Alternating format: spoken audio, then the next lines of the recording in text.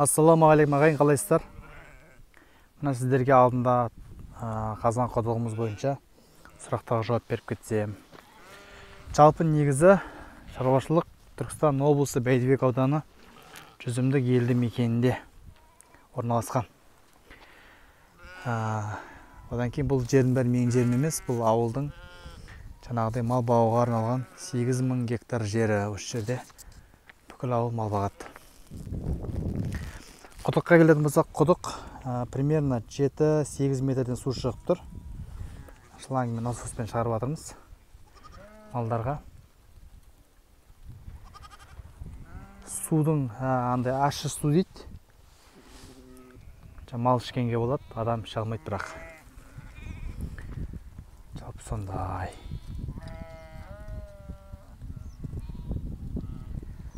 Осы сіздерге қысқаша бір мағлұмат сұрағандарға. Құдай қаласа малды қырқамыз. Жүндері уже көтеріліп жатыр, түлеп жатыр мал. Міне бар жаңалық осы ағайын, бізде қазірге жұмыс жүріп жатыр, мал бағылып жатыр, әрекеттер болып жатыр ағайын. Міне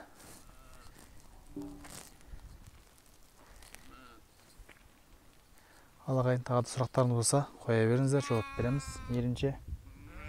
Қол босаған кезде шаруашылықтарыңыз дамысын, тек қана алға қаза келе бай болыңыздар, бақуатты болыңыздар.